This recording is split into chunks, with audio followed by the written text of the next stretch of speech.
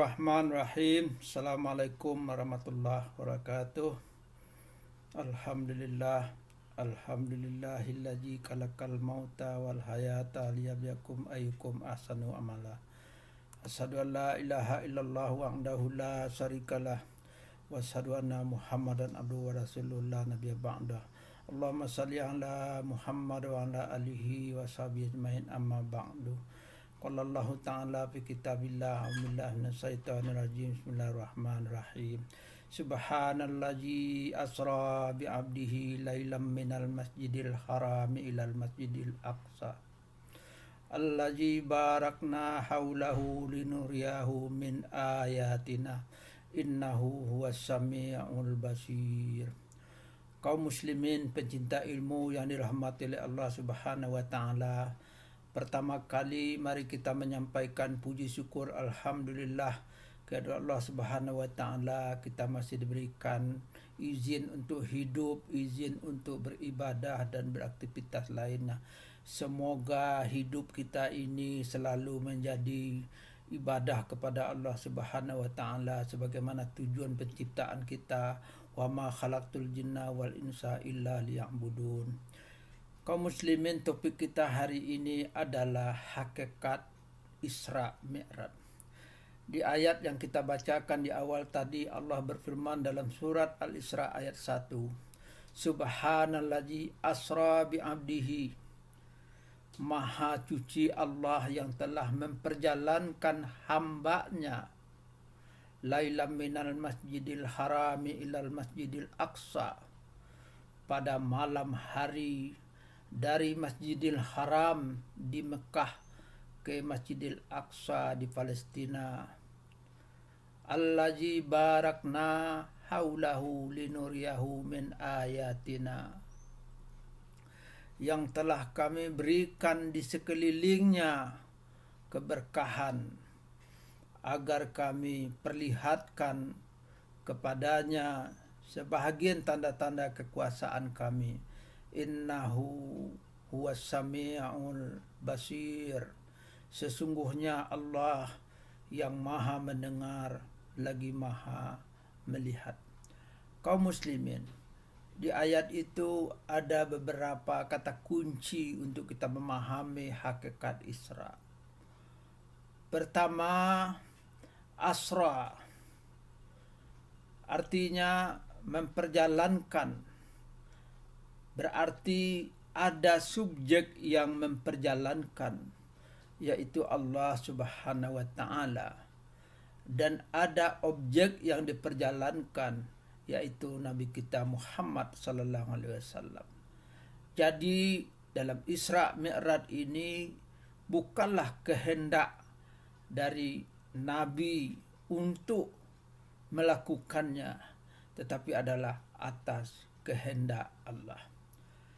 Yang kedua, apakah Nabi Abdun itu diperjalankan oleh Allah dalam Isra Mi'raj itu secara fisik rohani atau secara rohani saja?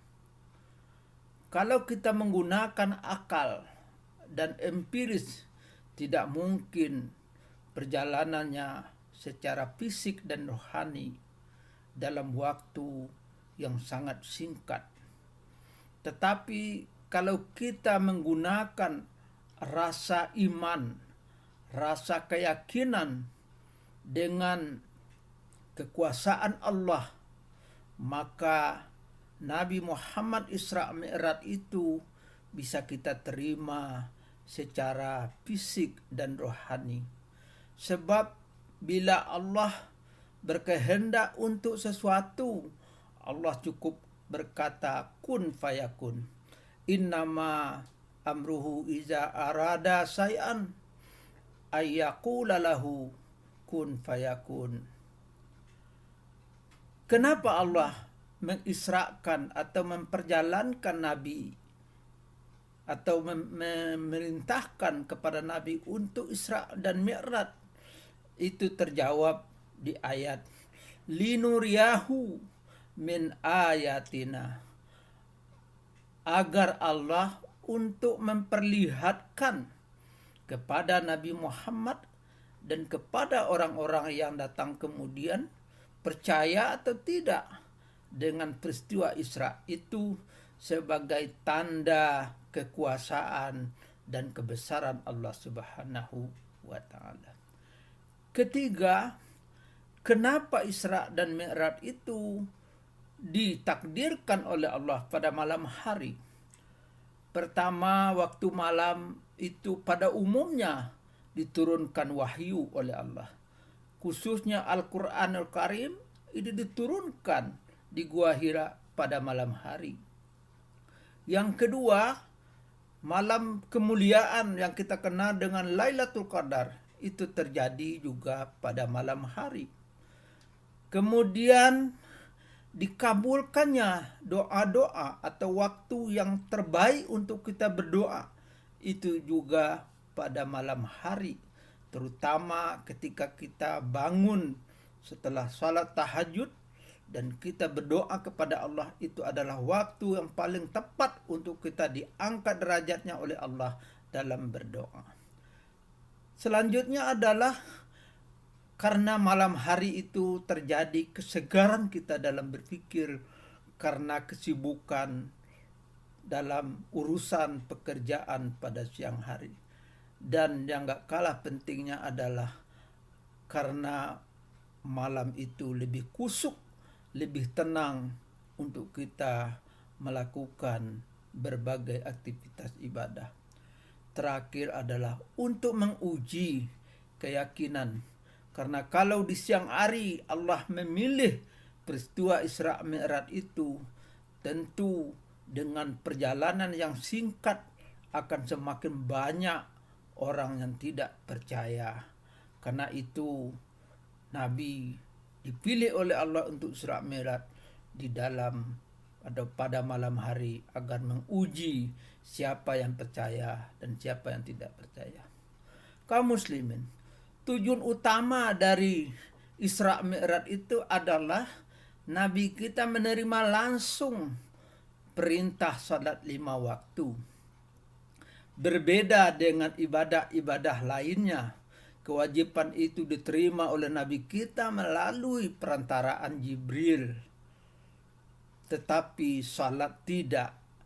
Nabi yang langsung menerima dari Allah Subhanahu wa taala melalui Isra Mi'raj di Lauh Mahfuz.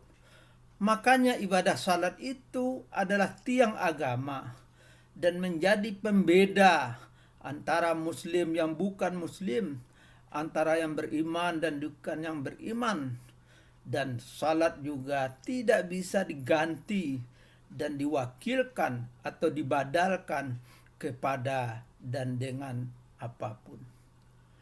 Salat adalah media yang sangat sempurna untuk kita terkoneksi dan dialog dengan Allah Subhanahu wa taala secara langsung. Makanya kita harus mengerti, menghayati, dan paham apa yang kita baca dan lakukan dalam salat. Jangan kita salat seperti orang mabuk atau orang yang tidak sadar, yang tidak tahu apa dan bagaimana dilakukannya dalam salat. Salat yang dipahami makna eksoterisnya, yaitu makna lahirnya, dan makna esoterisnya, makna batinnya. Salat yang seperti itulah yang akan mampu memperisai kita dari perbuatan keji dan perbuatan mungkar. Karena itu mari terus menerus kita perbaiki salat kita, karena salah satu ciri orang yang beruntung itu adalah salatnya yang khusyuk, alladzina hum an salatihim khashi'un. Salah satu cara untuk khashi'un itu adalah kita mengerti yang kita baca, kita paham yang kita lakukan, kita hadirkan Allah ketika kita melakukan salat. Semoga kita selalu terbimbing untuk menghayati, makna-makna salat kita serta mampu merefleksikannya dalam kehidupan nyata kita sehari-hari. Terima kasih, mohon maaf. Wabillahi taufiq wal hidayah. Assalamualaikum warahmatullahi wabarakatuh.